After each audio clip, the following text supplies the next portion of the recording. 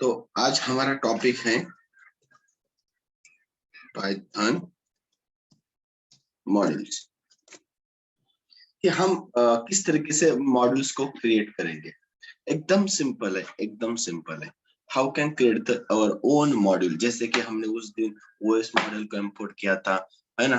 तो मतलब कि ये आएगा कहाँ से ओएस, हमने एबीसी इंपोर्ट एबीसी नाम का मॉडल इंपोर्ट किया था एब्स्ट्रैक्ट क्लास के टाइम पे। तो ये मॉडल्स जो इनबिल्ट है, जिसको हम बिल्ट इन मॉडल्स बोलते हैं। बिल्ट इन मतलब जो ऑलरेडी जब हम पाइथन को इंस्टॉल करते हैं उसी टाइम पे ये हमारे अंदर इंस्टॉल हो जाते हैं। बट अब हम एक खुद का एक मॉडल्स क्रिएट करना चाहते हैं। एकदम सिंपल है, वेरी वेरी सिंपल। अब हमें एक खुद का मॉडल्स क्रिएट करना है और इस मॉडल्स को यूज करना है। मॉडल्स का मतलब होता है एक लाइब्रेरी, एक फाइल। हमें एक फाइल क्रिएट करनी है। फाइल यानी कि पाइथन की फाइल, है ना। मॉड्यूल का नाम कुछ भी दे दो, .py नाम की फाइल बना दो। ये आपकी फाइल है, उसी को हम मॉड्यूल्स कहेंगे। और उसी फाइल को अब हम जब चाहे वहां पे इंपोर्ट करके यूज कर सकते हैं। तो पाइथन मॉड्यूल्स, पाइथन मॉड्यूल्स, इसका मतलब क्या होता है कि एक कलेक्शन ऑफ द कोड्स, एक लाइब्रेरी हमें क्रिएट करनी है, ठीक है। और इसका फायदा ये होता है कि इस लाइब्रेरी को आप जहां चाहे वहां पे यूज कर सकते हो। अगर यही पार्ट आप फंक्शन में जब करते हो, हम जब कोई फंक्शंस बनाते हैं, जैसे हम फंक्शन क्रिएट करते हैं, तो ये फंक्शन जो होता है हमारा हमारे एक ही फाइल के लिए होता है। मतलब ये जो होगा ना, ये इसी इसी पेज के अंदर, इसी प्रोग्राम के अंदर हम उसको रीयूज कर सकते हैं, करेक्ट। इस ऐड फंक्शन को हम इसी इसी फाइल के इसी प्रोग्राम के अंदर यूज कर सकते हैं। मुझे बताओ, इस ऐड फंक्शन को आप दूसरे फाइल से यूज नहीं कर सकते हो ना। मेरे पास अभी दूसरी फाइल है और वहां पे मुझे एडिशन की जरूरत पड़ रही है, तो वहां पे आपको फिर से प्रोग्राम लिखना पड़ेगा। तो तो इसलिए इससे बेटर है कि हम क्या करें, एक एडिशन का प्रोग्राम बनाएं और उसको एक मॉडल्स में रखें। हमें पता है हमें अलग अलग प्रोग्राम, पूरे प्रोजेक्ट में अलग अलग पेजेस, अलग अलग फाइल्स में इसकी हमें जरूरत है, तो उसको एक मॉडल्स बना के रखेंगे और जब चाहे वहां पे उसको इंपोर्ट करके यूज कर सकते हैं। सिंपल है, उसका भी काम वही है कि आपको क्या करना है, एक मॉडल्स क्रिएट करके जब चाहे वहां पे उसको यूज करना है। मतलब आपको फंक्शन बनाते हैं तो एक ही पेज के अंदर यूज कर सकते हो। अगर मुझे इस फंक्शन को अगर अलग अलग पेजेस में यूज करना है तो उसको मॉड्यूल्स में बना के रख दो, right. So let's see modules का मतलब इतना सिंपल है। तो मैंने यहाँ पे मैंने एक सिंपल है कि मैंने एक लिस्ट ले लिया। यहाँ पे क्या ले लिया, लिस्ट। एक टपल ले लिया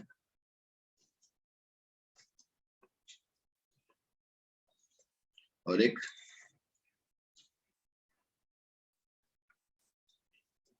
डिक्शनरी।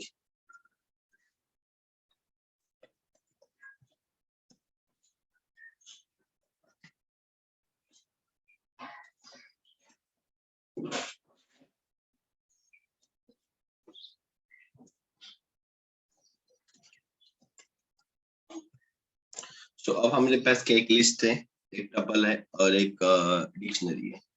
सिंपल। और ये कलेक्शन है, मैंने एक फाइल बना ली, इसको मैंने सेव करके रख दिया।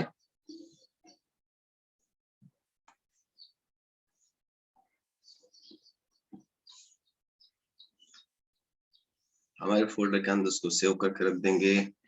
इसको मैंने इसका नाम दे दिया my module dot P Y. मतलब हमने खुद का मॉड्यूल बना, इसलिए इसको मैंने बोला my module dot P Y. मतलब एक नॉर्मल पी वाई यानी कि पाइथन की फाइल है, यानी कि पाइथन का ही प्रोग्राम है। चलिए, तो अब ये जस्ट मैंने इसको बना के रख दिया, सेव कर दिया। अब हम एक न्यू फाइल में बनाऊंगा यहाँ पे, ठीक है। अब मैं यहाँ पे एक न्यू फाइल यहाँ पे बना रहा हूँ।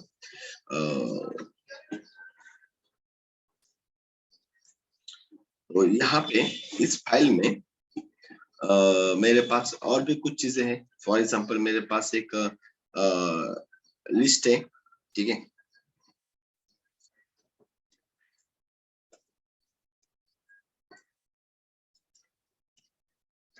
ठीक है, ओके। अब मैं यहाँ पे इसको यूज करना चाहता हूँ, ये मुझे मिल जाएगी।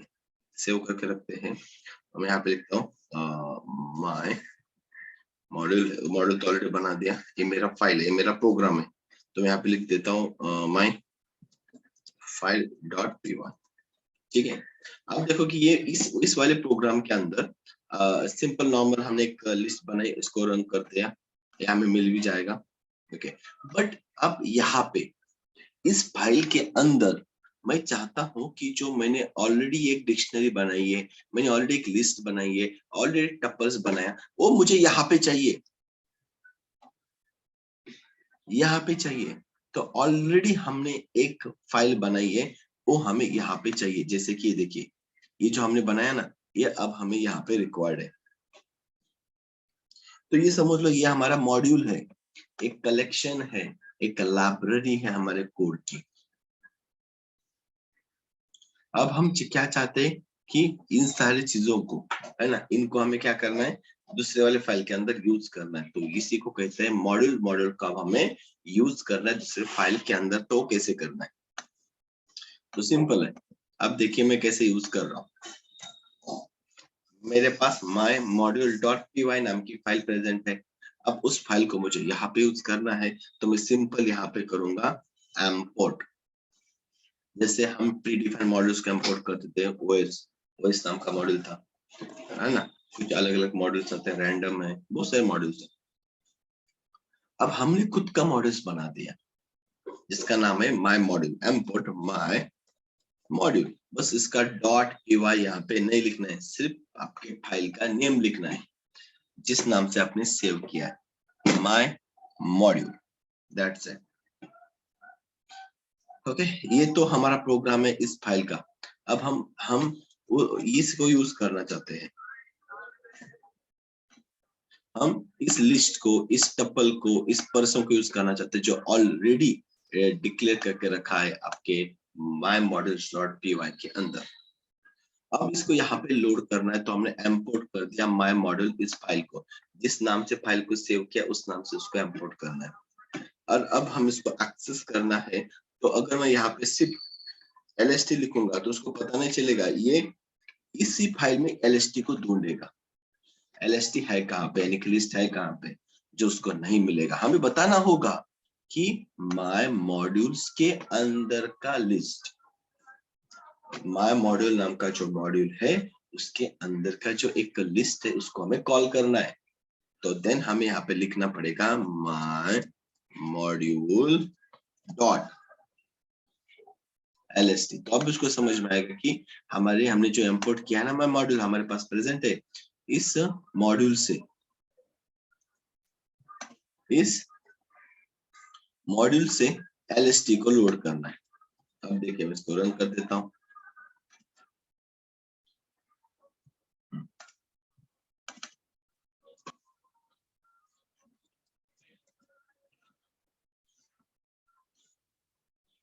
अब देखिए मिल गया, स्पेलिंग सही से लिखनी। सो माय मॉड्यूल, जिस नाम से हमने उसको इंपोर्ट किया था वही नाम यहाँ पे देखिए, इस लिस्ट को आपको कॉल करना है, तो आपको आउटपुट मिल जाएगा। अब हम चाहते हैं कि टपल को लोड करना है, तो प्रिंट मॉड्यूल का name my module dot TPL, यानी कि हमारा टपल, प्रिंट माय मॉड्यूल, सिर्फ फाइल का नेम लिखना है जिससे हमने इंपोर्ट किया है।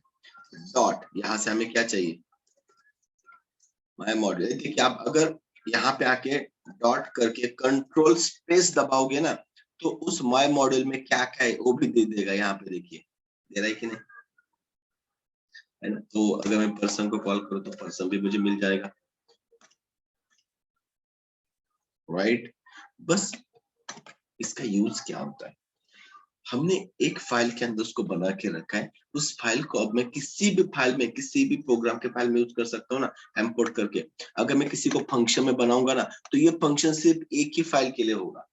बट अगर मैं मॉड्यूल्स में अगर कुछ चीजें बना के रखता हूँ, तो हम उसको थ्रू आउट द किधर भी यूज कर सकते हैं। बस उसको हमें क्या करना पड़ेगा, उसी को इंपोर्ट करना पड़ेगा। इंपोर्ट करके हम उस मॉड्यूल को एनीवेयर यूज कर सकते हैं।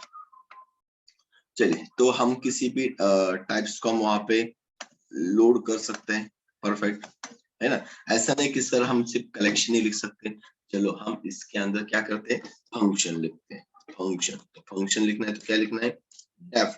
मैंने यहाँ पे एडिशन का फंक्शन लिख दिया, ओके, a कॉमा b और रिटर्न कर दिया a प्लस b। समझ में? तो एक फंक्शन हमने यहाँ पे लिख दिया, ओके, और उसको रिटर्न भी कर दिया। अब इस मॉड्यूल से हमने तो इसको ऑलरेडी माय मॉड्यूल का इंपोर्ट कर दिया। अब अगर मैं यहाँ पे डायरेक्टली प्रिंट कर दूं और यहाँ से एडिशन का मैं कॉल कर दूं 10, 20, बट ये इसी फाइल में ढूंढेगा फंक्शन कहाँ पे। मुझे बताना होगा कि माय मॉड्यूल डॉट एड को मुझे कॉल करना है, माय मॉड्यूल डॉट एड को मुझे कॉल करना है। ये देखिए 30 वैल्यू दे दिया ना रिटर्न करके। मतलब इसने क्या किया, इस माय मॉड्यूल के अंदर के फंक्शन को कॉल किया, ओके, और वैल्यू भी यहाँ पे पास कर दी एंड जो भी वैल्यू आएगी उसको रिटर्न भी कर दिया। समझना है कि नहीं? तो इस तरीके से हम क्या कर सकते हैं, हमारे मॉड्यूल्स को, मॉड्यूल समझ में आना कि एक कलेक्शंस ऑफ द कोड्स, और वी कैन से एक लाइब्रेरी ऑफ द कोड होती है जहाँ पे एक जगह पे सबको लिखा जाता है जो हमें in future bar bar use हो सकता है, रिपीट हो सकता है। उसी को हम एक मॉड्यूल्स के अंदर बना के रखेंगे ताकि हमें फिर से उस कोड को लिखने की जरूरत ना पड़े। ओके,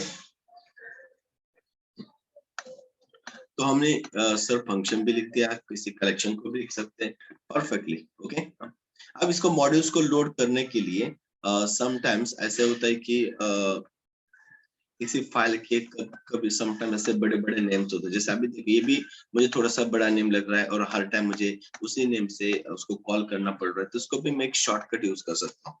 फिलहाल के मैं इसको कमेंट्स में डाल देता हूँ।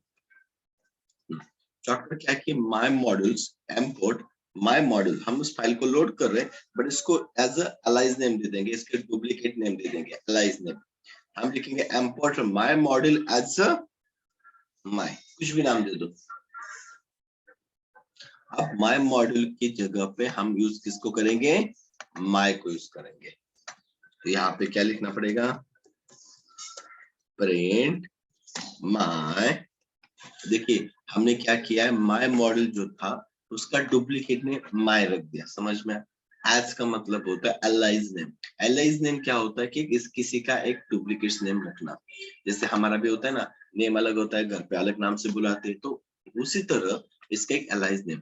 तो इंपोर्ट माय मॉड्यूल को हमने माय बोल दिया, तो अब माय का मतलब माय मॉड्यूल होगा डॉट पर्सन, आराम से मिल जाएगा। मिल गया कि नहीं पर्सन? ये देखिए लेफ्ट साइड में, मतलब हम किसी को भी अभी कॉल कर सकते हैं, पर्सन है, लिस्ट है, टपल है, फंक्शन को भी कॉल कर सकते हैं, बट अब हमें किसको यूज करना पड़ेगा, सिर्फ माय को। My any is a alias name, is a duplicate name for the our module. Next, चलो ये तो हमारा हो गया, हम इसको यूज कर सकते हैं। मॉड्यूल के अंदर और क्या क्या कर सकते हैं हम, इस माय मॉड्यूल्स के अंदर, इस माय मॉड्यूल्स के अंदर हम फंक्शन लिख दिए, कलेक्शन लिख दें। सर हम इसके अंदर क्लास लिख सकते हैं, हमने उप्स कंसेप्ट तो पढ़े थे। अगर मुझे किसी क्लास को डायरेक्टली दूसरे वाले फाइल में यूज करना है तो कर सकते कि नहीं? ये देखिए क्लास, मैंने यहाँ पे क्लास नेम बना दिया माय डेमो। क्लास का नेम है मेरे पास माय डेमो, उसके अंदर मेरे पास एक फंक्शन है टेस्ट नाम का, ऐसे लिख दिया। अब क्लास है तो सेल्फ एनी करंट ऑब्जेक्ट को लिखना पड़ेगा। मैंने यहाँ पे प्रिंट में लिख दिया, एक मैसेज दे दिया, this is a test from class, मतलब एक एग्जाम्पल, एक मैसेज दे दिया। और भी आप कुछ भी कर सकते हैं, अगर ये मिल जाएगा तो बाकी भी चीजें हम वहां से एक्सेस कर ही सकते हैं। करेक्ट, चलिए देखते हैं कि एक क्लास किस तरीके से हम उसको इंपोर्ट करके यूज कर सकते हैं। ठीक है, ये क्यों ऊपर हुआ मॉड्यूल, और ये हमारी फाइल। चलिए, तो हमने माय मॉड्यूल को एज अ माय इंपोर्ट कर दिया, पर्सन को तो हम इंपोर्ट कर ही रहे। अब मैं चाहता हूँ कि वो क्लास को भी हम यूज करें। अब क्लास को यहाँ पे यूज करना तो मुझे सबसे पहले क्लास का ऑब्जेक्ट क्रिएट करना होगा। विदाउट ऑब्जेक्ट तो हम कुछ नहीं कर सकते। अब हमें ऑब्जेक्ट बना के उसको कॉल करना होगा। अगर ऑब्जेक्ट क्रिएट करना है, किसका करना है हमें, माय डेमो क्लास का ऑब्जेक्ट क्रिएट करना है, राइट। इसका मैंने एक ऑब्जेक्ट बना दिया ओबीजे नाम का। बट माय डेमो तो वो इस फाइल में ढूंढेगा, इस फाइल में सर्च करेगा माय डेमो है कहाँ पे। बट वो माय डेमो हमें इस माय नाम के पैकेज से, मॉड्यूल से चाहिए। माय मॉड्यूल में के अंदर है, उसका नेम हमने माय रखा है, तो मुझे यहाँ पे लिखना पड़ेगा my dot my demo. So my नाम का मेरा मॉड्यूल है और उसके अंदर माय डेमो नाम का क्लास है। उसका हमें एक रेफरेंस चाहिए, जो ओबीजे नाम का हमने बना दिया एक रेफरेंस। देन ओबीजे डॉट, अब कंट्रोल स्पेस भी करोगे अगर आता है तो ठीक है, रेफरेंस ऑब्जेक्ट है, ओके। एंड देन उसके अंदर का हमारे पास कौन सा फंक्शन है, टेस्ट। अगर आप यहाँ पे देखोगे, फिर से दिखा तो हमने क्या किया, क्लास माय डेमो है, उसके अंदर टेस्ट नाम का फंक्शन है जिसको मुझे कॉल करना है। तो माय डेमो का हमने एक तो ऑब्जेक्ट बना दिया और obj.text से हमने कॉल भी कर लिया, ओके। रन करके आप देख सकते हो यहाँ पे आउटपुट भी मिल जाएगा, this is the test from class demo. आया कि नहीं?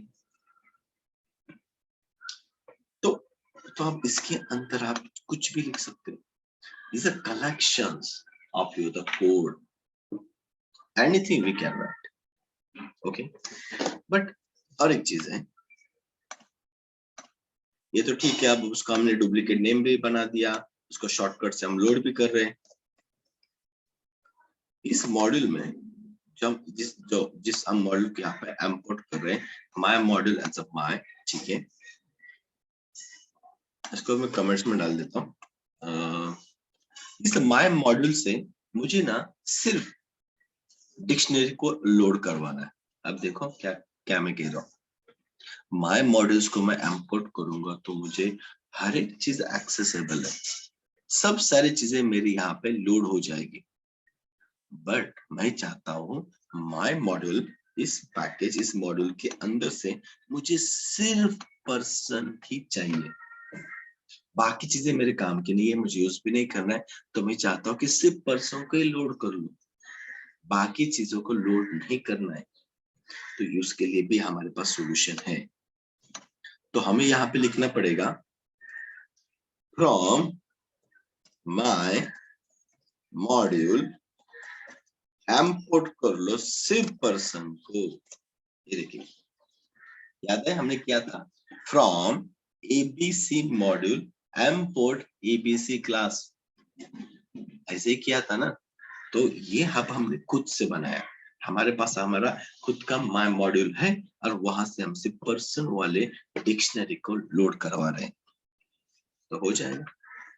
अब देखिए, तो अब यहाँ पे मुझे अगर यूज करना है तो मुझे मॉड्यूल का नेम लिखने की जरूरत नहीं, मैं सीधा पर्सन लिखोगे। याद रखना दोनों में डिफरेंस क्या है, जब हम ऐसे करते तो मुझे मॉड्यूल का नेम लिखना पड़ता है, बट जब हम स्पेसिफिक बता रहे कि यहाँ से हमें इसी को लोड करना है तो आपको मॉड्यूल्स का नेम लिखने की जरूरत नहीं है। हमने डायरेक्टली पर्सन को लिख दिया, अभी डायरेक्टली पर्सन को प्रिंट करवा देगा, correct. From this module import person, हो गया। आप और भी किसी को इंपोर्ट करना, आप टपल्स को इंपोर्ट करना चाहते हो तो कॉमा करके ऐसे भी लिख दे सकते हो, मतलब आप फ्रॉम दिस मॉड्यूल इंपोर्ट, अब यहाँ पे जो जिसको जिसको इंपोर्ट करना है कॉमा करके इंपोर्ट करवा सकते हो। अब यहाँ पे भी हम प्रिंट कर सकते हैं हमारे टपल को, लिस्ट को, किसी को भी जिसको हमने यहाँ पे इंपोर्ट किया। इसको मैं रन कर देता हूँ, ये देखिए टपल भी आ गया, डिक्शनरी भी आ गई। अगर हम क्लास को इंपोर्ट करना चाहते हैं माय डेमो तो भी चलेगा। याद आया, फ्रॉम एबीसी मॉड्यूल से कैपिटल एबीसी लिखा था जो एक क्लास था, तो ये माय डेमो को भी हमने यहाँ पे ले लिया, जिसका भी ऑब्जेक्ट हम बना सकते हैं ओबीजे कोई किसी भी नाम का। बट आपको यहाँ पे अभी मॉड्यूल्स का नेम लिखने की जरूरत नहीं, आप सीधा किसका नाम लोगे, क्लास का, क्योंकि हमने ऑलरेडी बता दिया है कि हमने इससे इसी को इंपोर्ट कर रहे हैं। तो यहाँ पे ये जो एज अ क्लास हम यहाँ पे यूज कर सकते हैं, एंड ओबीजे डॉट उसके अंदर का जो टेस्ट नाम का फंक्शन है जो हमने क्लास के अंदर बनाया था वो भी हम यहाँ पे कॉल कर सकते हैं इसको, ये देखिए, करेक्ट। तो this is our the module, this is our the module, ये हमारे क्या है, मॉड्यूल्स होते हैं और इसी की मदद से हम हमारे ऑल प्रोग्राम्स को क्या कर सकते हैं, रन करवा सकते हैं।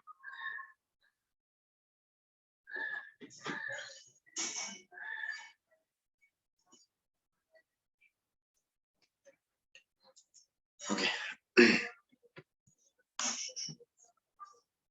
सपोज और एक चीज, ये इंटरव्यूज में ना एक कभी कभी पूछते हैं, मतलब कि सपोज आपके पास एक क्लास है, ओके, आपके पास एक क्लास है और इस क्लास को ना हमें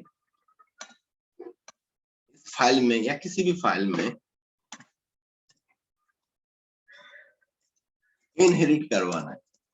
मतलब यहाँ पे मेरे पास ना एक क्लास है, ए नाम का है सपोज, इसके अंदर एक फंक्शन भी है माय टेस्ट नाम का,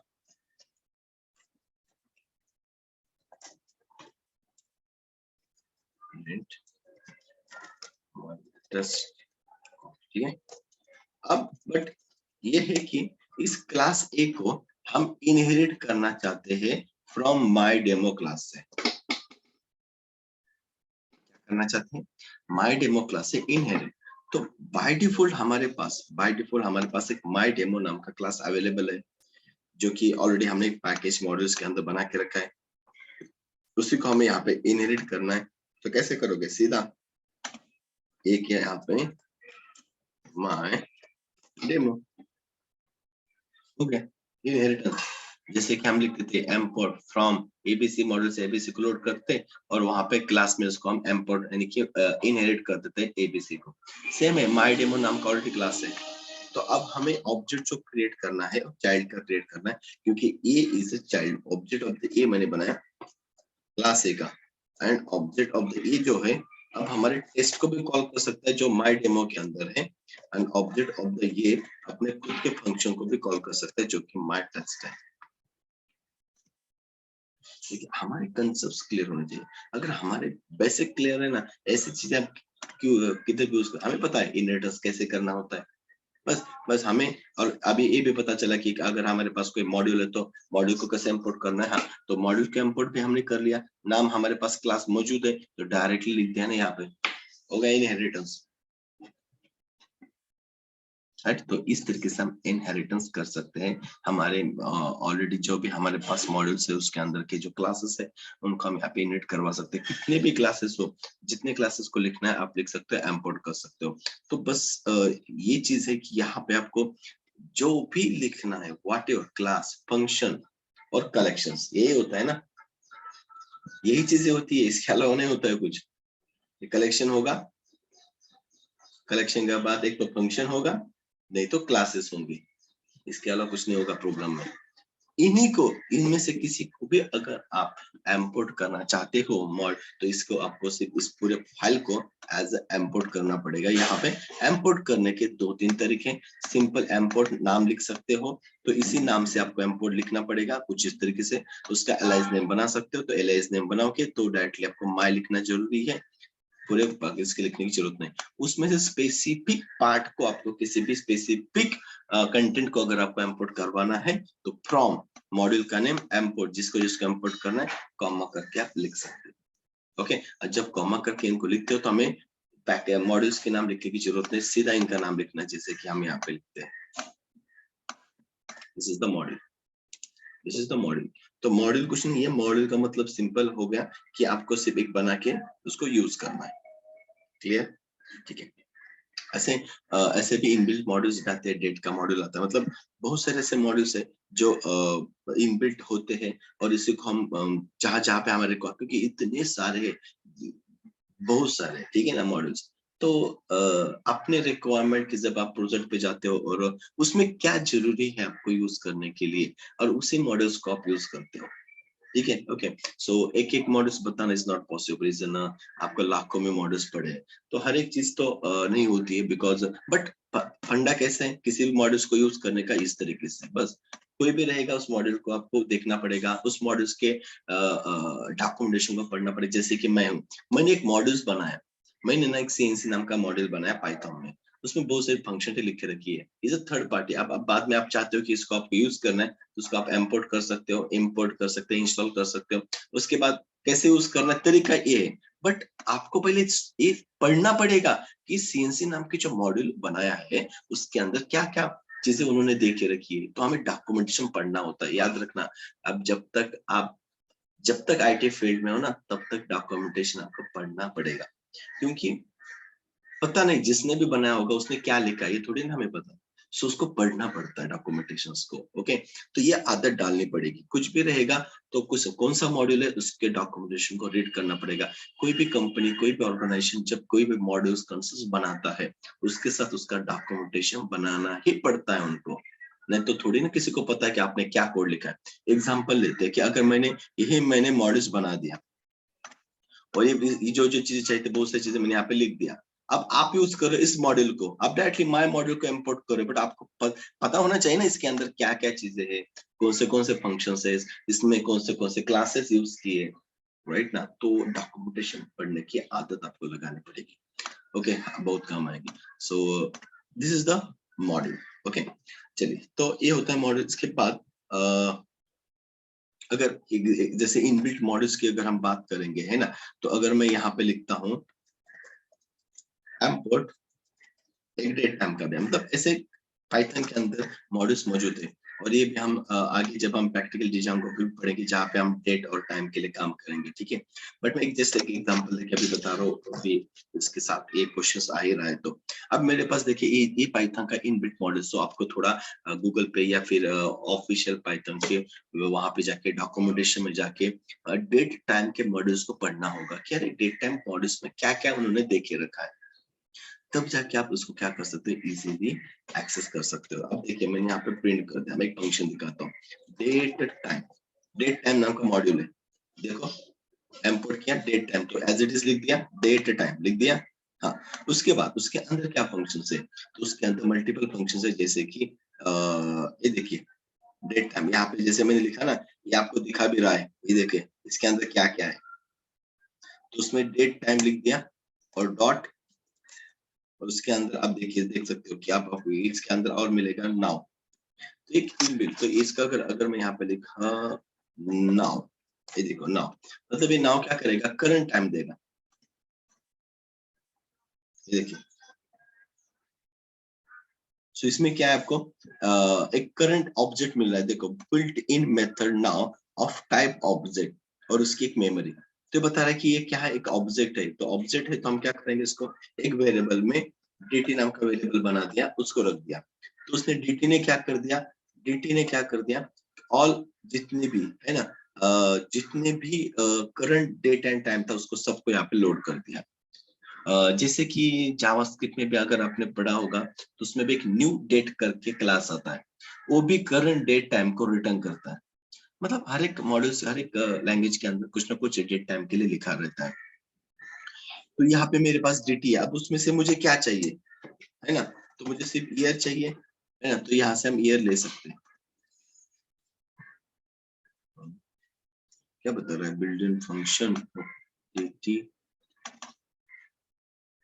ये तो फंक्शन है, फंक्शन मतलब हमें पैरेंथेसिस देने पड़ेंगे। ओके, चलो उसको फिर से मैं रन कर देता हूँ। 2022 देखिए मिल गया। तो डेट टाइम नाउ, तो ये क्या करता है कि आपको ना एक करंट देता है पूरी डिटेल्स, और उसी के अंदर हम उसको ईयर्स को निकाल सकते हैं, राइट ना, ईयर को निकाल सकते हैं। और भी उसके अंदर बहुत सारी चीजें है, पर आपको उसको थोड़ा डॉक्यूमेंटेशन रीड करना पड़ेगा, देन आप आसानी से उसके अंदर के डेटा को भी फाइंड करवा सकते हो। तो ये मतलब बताने का मेरा बस ये रीजन है कि मॉड्यूल्स का मतलब कुछ नहीं होता है, किसी ने उस फाइल को बना के रखा है, चाहे वो पाइथन का ऑफिशियल ऑर्गेनाइजेशन हो, उन्होंने कुछ मॉड्यूल्स देखे रखे होंगे, या फिर किसी थर्ड पार्टी ने उसको बनाया होगा। थर्ड पार्टी तो बहुत है, जैसे गूगल है, फेसबुक, बहुत सारे लोग ना अपने अपने मॉड्यूल्स को बनाते हैं, ठीक है ना, अपने रिक्वायरमेंट के अकॉर्डिंग। हम बाद में इतनी फेमस हो जाते हैं कि सब लोग उसको यूज करना स्टार्ट करते हैं। तो उस तरीके से होता है मॉड्यूल्स का कंसेप्ट। ओके, तो इसके साथ अगर और एक आपको देखना है तो एक पाइथन का और एक मॉड्यूल्स आता है, मतलब काफी यूज होता है वो भी, जब आप कोई मैथमेटिकल कैलकुलेशन करना चाहते हैं। तो import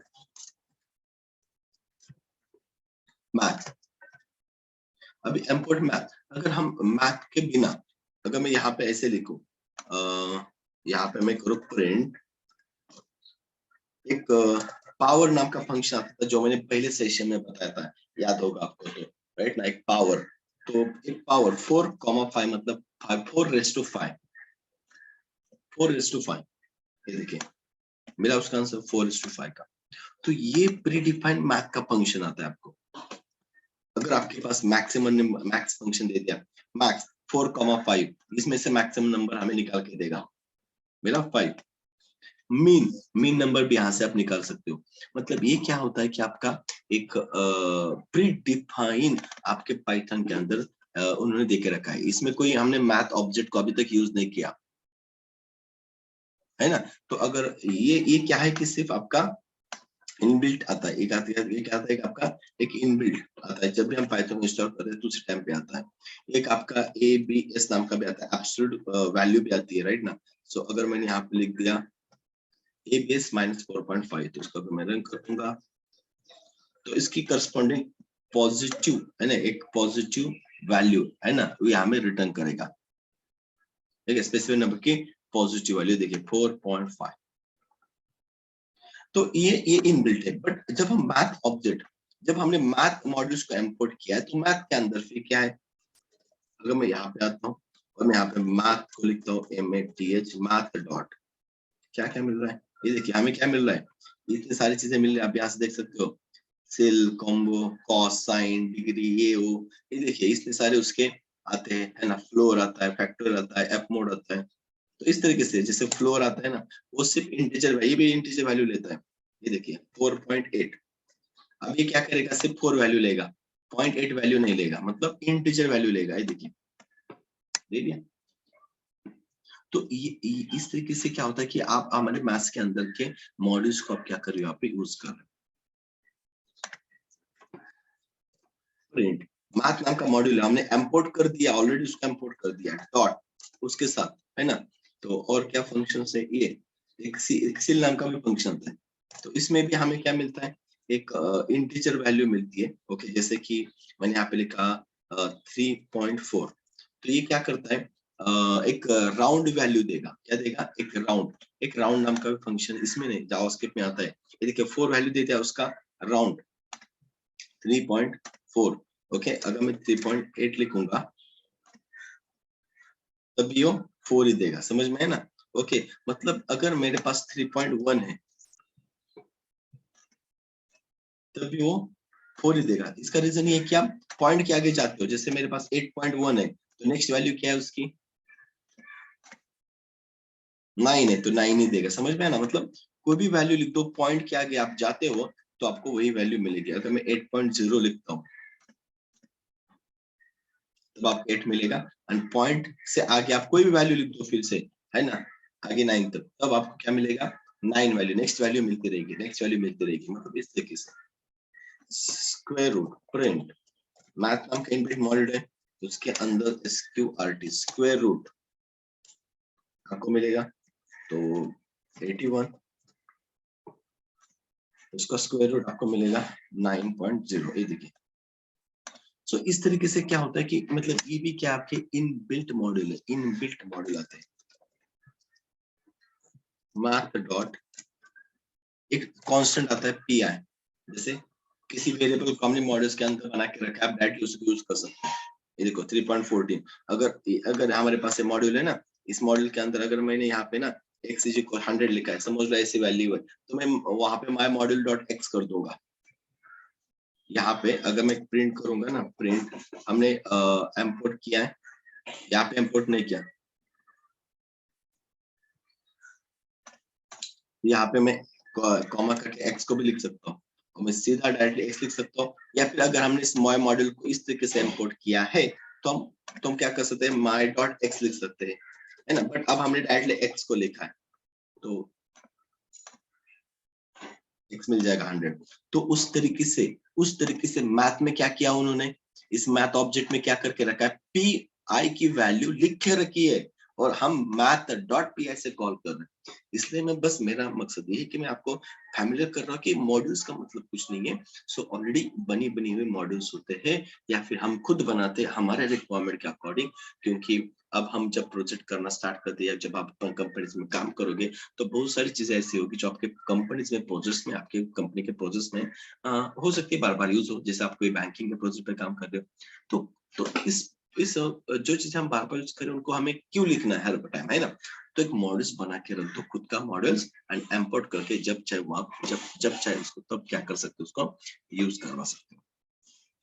क्लियर? ओके, तो इसी को हम क्या कहते हैं, इसी को कहते हैं मॉडल्स, नथिंग।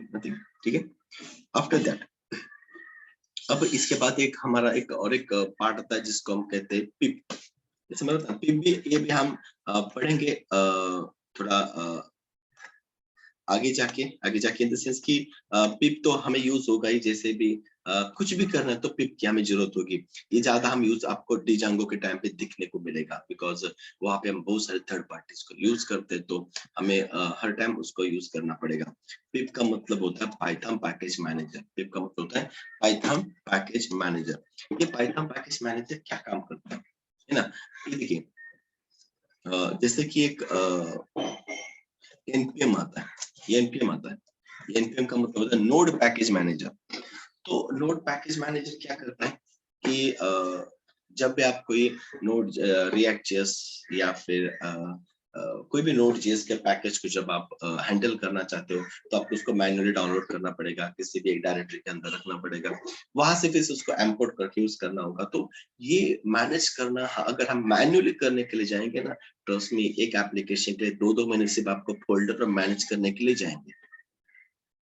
इतने सारे छोटे छोटे पैकेजेस फोल्डर्स आपको क्रिएट करने होंगे एंड उनको फिर से मेंटेन करना is not possible. Next thing, अगर मैं किसी थर्ड पार्टीज के पैकेज को भी डाउनलोड करूंगा तो मुझे फिर से उसको मैनेज करना पड़ेगा। तो ये जो होता है ना, जैसे एनपीएम है या हमारा पाइथन पैकेज मैनेजर है, ये ना एक कमांड से इन सबको मैनेज करके रखते हैं। इसीलिए किसी पैकेज, थर्ड पार्टी पैकेज को डाउनलोड करना है, किसी थर्ड पार्टी पैकेज को जो डाउनलोड किया उसको रिमूव करना है, राइट ना, तो उनको यूज करने के लिए हमें क्या चाहिए, पिप यानी कि पाइथन पैकेज मैनेजर चाहिए। ठीक है, ओके। सो बट कुछ स्टूडेंट से थोड़ा सा उनको लग रहा है कि सर यहाँ तक आज के लिए ठीक है, इतने ऊपर हमें प्रैक्टिस करनी चाहिए। ठीक है, सो तो फिर ठीक है, तो हम क्या करते हैं कि इतने ऊपर आप प्रैक्टिस कर लो इन सारी चीजों के ऊपर, देन हम कल पिप का पार्ट देखते हैं एंड एक्सेप्शन हैंडलिंग देखते हैं। दो चीजें, पिप छोटा पार्ट है ना, 10 मिनट का बस वो हो जाएगा कल, एंड देन हम एक्सेप्शन हैंडलिंग कल कवर कर देंगे फिर। ठीक है, सो ठीक है, सो यहाँ तक आप प्रैक्टिस कर लो, जितना भी है उनके ऊपर आप प्रैक्टिस करना। जो जो मैंने मॉडल्स बताए, आपने खुद के 2-3 मॉडल्स बना दो, अपने खुद के सबको इंपोर्ट कर लो। इंपोर्ट करने के तरीके अलग अलग है, इसको आप गो थ्रू करना। मैं इसकी फाइल भी आपको शेयर कर देता हूँ। ओके, ठीक है, सो फाइल को भी गो थ्रू करके आपको बनाना होगा। ठीक है, चलो।